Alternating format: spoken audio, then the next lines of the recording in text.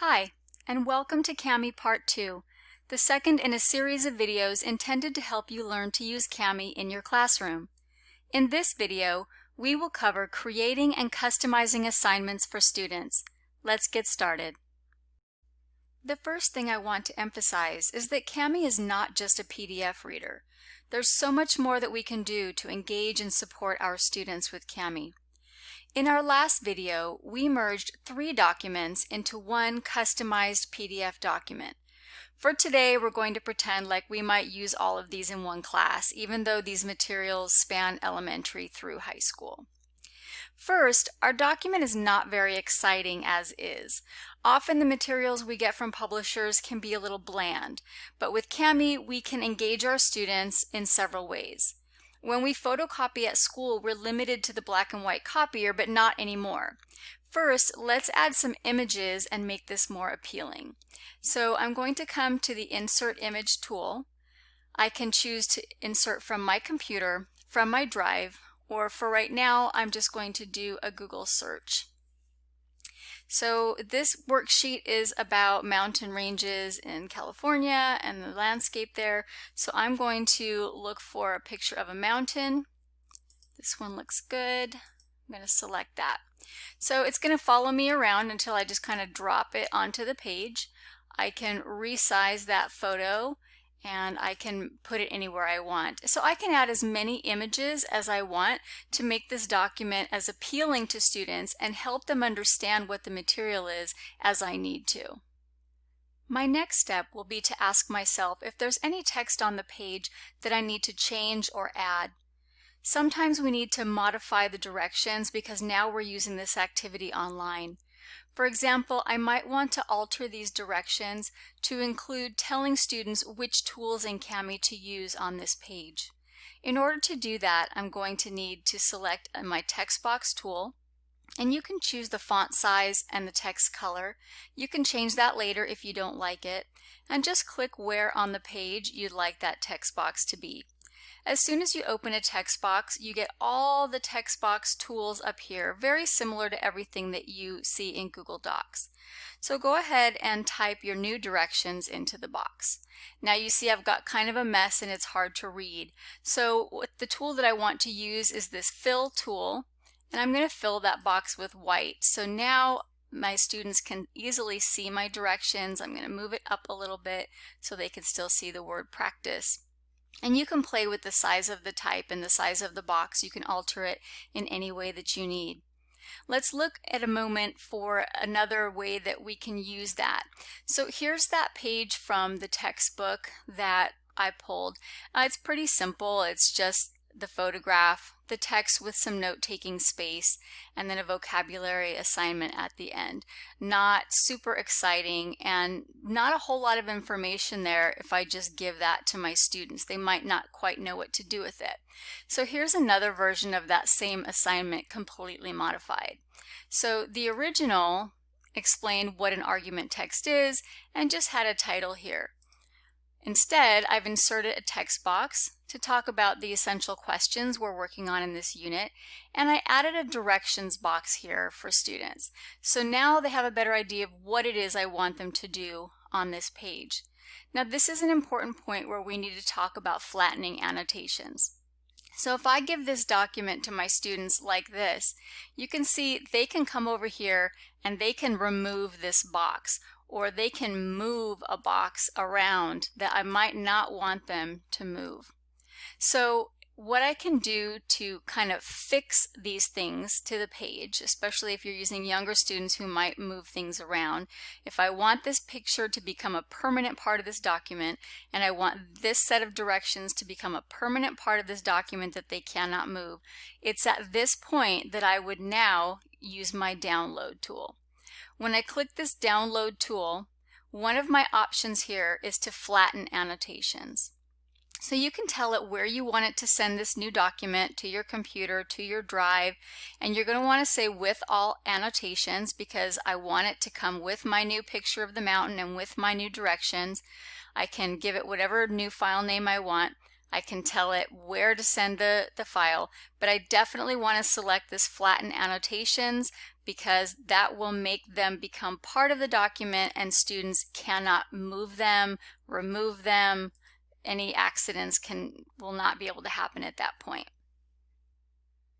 So let's look again at this modified textbook page. When I give this to students, I want them to have as much support as possible in completing the page, and I want them to be as engaged as possible. So not only did I insert the text box with the essential questions, this little yellow dot means this text box is associated with something else. I've left an audio comment that discusses these essential questions with my students, so they can play that as many times as they need to. The same is true with these directions. So if I've got students who maybe don't read as well or have difficulty reading or are English learners, I've also read the directions to them and explained what I want them to do, and they can play that here as many times as they need to.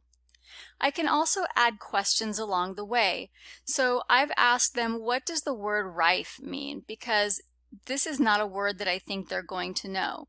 So hopefully my students will use the dictionary tool, double-click the word rife, read the directions, and then they can answer me here in the box.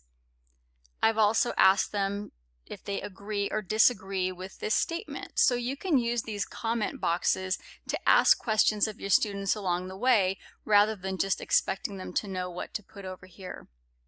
This particular passage happens to talk about Captain Chesley Sullenberger, who landed that plane in the Hudson back in 2009. My students were in kindergarten when that happened, so I don't really expect them to have a good memory of that event. Well, I can pull YouTube videos right into these comment boxes so my students can have more support. This particular one is the recording of the communication between the captain and the control tower. So this gives them more of an idea of this event and what happened that day. And the video will play right here in the box. They don't even have to leave the site. So you can even add links. You can add YouTube videos there. You can link to take them outside of Kami if you want to. There's so much that you can do. Down here at the bottom, if you remember, my original had a vocabulary activity here. Instead, I would like them to use this space to write how they feel about the essential questions having read this text. Again, I've attached an audio explanation for them, and as you can see, I've covered that other activity with a filled blank text box, but I flattened that annotation so I can't click on it, my kids can't move it, they can't remove it. So this is one of the reasons why you want to make sure that you flatten the annotations so kids can't move those things around. This particular document is for an AP language class. Rhetorical analysis is a pretty difficult task to ask kids to do on their own, so this would be a great time to use those audio or video comments to help students understand what they need to do on the page. In order to do that, you would select the comment tool and decide if you want an audio comment or a video comment. In either case, it doesn't matter where on the page you click. As soon as you click, it will open that recorder. It is recording my voice right now, so I can be explaining to my students what I want them to do or which tools I want them to use. When I'm done recording, I just click stop and the comment is saved. Students can now access that support anytime they want to, as many times as they want to.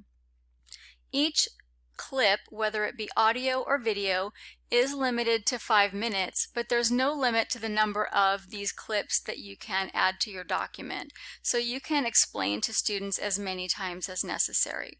The same with the video comment. You just select the little camera icon, click anywhere on the page, and that will open for you.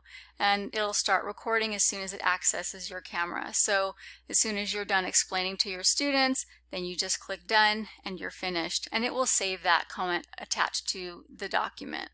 And all the research shows that when students can see their teacher, they learn better. So you want to do that as much as possible, at least as much as you are comfortable with. This page offers an opportunity to use a lot of our tools here. It looks deceptively simple, but it can be pretty difficult for students. They're being asked to analyze this text, and they will definitely be using the shape tools because they're being asked to circle, underline, and box things.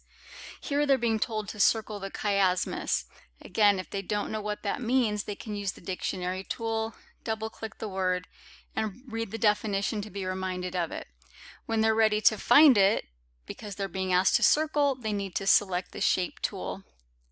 Select the round shape, choose whichever color they like, and in this case I do want this nice long shape. But just a note about shapes, if you're doing something in math or something where you want a perfect circle, if you hold down the Shift key as you drag that out, it will maintain a perfect circle. The same is true with a square or a line. It'll stay perfectly straight if you hold that Shift key. Another tool that's really handy in a difficult text like this is really just that comment tool. If a student is stuck, they can leave a comment. Perhaps they are having difficulty with a certain piece of text and they don't really understand this line. They can leave a comment here, and they can use the voice typing tool if they want to ask you a question. And after they do, you can respond because you have access to their documents in real time. One of the most powerful tools in Kami is probably this screen capture tool. In a case like this for the teacher can use the screen capture tool to help walk students through what they need to do on a page. Once that's selected, just like with audio and video comments, I can click anywhere on the page to open that tool. It's going to ask me what I want it to capture: my entire screen, just an application window, or just a Chrome tab. If you select your entire screen, you will be embedded in the bottom corner there. Once you choose what you'd like, click Share, and it will begin immediately. So now it is basically making a little screencast of my screen. So I can walk students through how to choose highlighting tools if that's what I want them to do, how to select colors, and how to select text and highlight things, or how to use that shape tool and select the shapes that they're going to need to circle or put boxes around things. When I'm done with that, I'm just going to click Done, and now that screencast will live there so that students can see you demonstrating how to use the tools and explaining to them what to do. Vice versa, that tool can also be used by students. So especially in a math class or something where you want them to understand the process of something and you want them to explain it to you, you can have your students use this screen capture tool to make their own screencast, their own screen capture, and walk you through how they came to a certain conclusion, or how they did their work, or what their process was in an experiment in science or something like that. And then their explanation will live right here in this box. Again, just like the audio and video comments, they are limited to 5 minutes, but there's no limit to the number that you can have. At the bottom of every Kami document is this plus sign. This is what we select if we want to add more pages to our document. I can tell Kami how many pages I want to add, and I can choose between a blank page, a lined page, a grid page, which can be really useful in math and science, and even a music sheet. For now, I'm just going to select a blank page. Once you've decided what you want, you just click Add. Once you've done that, Kami adds this blank page to my original document, and now I can create any original activity I'd like. If you are a math and science teacher, the equation tool is going to be very helpful to you. When you click that, you can find all of these notations that would be really difficult to type in a regular Word text box. There's also musical notations here as well. So if I want my students to graph something, I'm going to choose a nice big font size that they can see. I'm going to do this in black.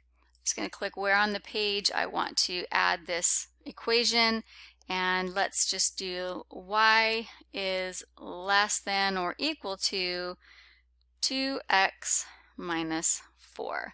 So now I have a nice pretty equation for my students to graph. I can insert, I have one in my computer that I can use, and this file, I have a blank graph. I can just drop that in and my students can use that for graphing as well. So if I want them to graph this line, they're going to use the shape tool. They're going to choose a line. 2 is probably a good thickness for that line, and black is probably the color I want it.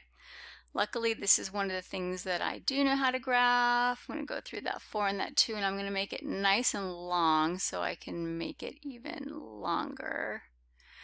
All right, I want to move it, so I'm going to grab that select tool, come and grab my line and move it down a little bit more on the graph. And then because this is an equality, I'm going to need my drawing tool, and I need a nice thick one so it's easy to color.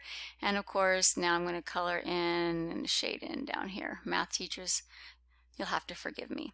So that's another way that they can use this tool. If they're on a touchscreen device, they can even use their finger to shade that in. But that's a really useful way that you can use this Cami in math and science. 2 more brief notes before I leave.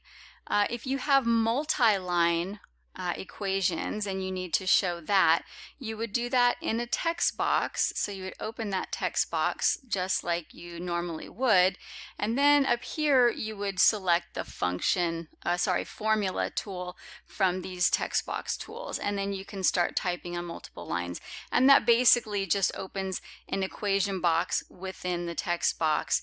And just as a little note, if you are typing, the shift key plus the minus key will give you the subscript ability, and the shift key plus the 6 key will give you superscript, so you can type those exponents and things like that. I know that's important in math and science. The last thing I want to show you about creating assignments in creating your own, this is just something that I drew really quickly with straight lines and some text boxes. Let's say I want my students to separate things, liquids, gases, and solids. So I can even just drag in some pictures that I can resize. I just have some funny little things that I grabbed off the internet. Really easy to make click and drag activities. You can have kids really sorting anything. Make that one small. And so maybe I give kids these pictures and I tell them I just want them to sort them into the columns. So because I created this document and I inserted these pictures, they are draggable. They're not fixed in location. So they can start dragging the lemonade and the ice and the propane to where it goes in the chart. So that's just another easy way you can create your own activities. It doesn't have to be something that's ready-made. Cami will really serve whatever it is you need for your students. Hopefully now you feel more comfortable with creating and customizing assignments for your students in Cami. If you'd like to join my Google Classroom, please feel free to do so. There, under the Classwork tab, you can find an entire section on Cami resources to help you when you need it. Thank you so much for watching.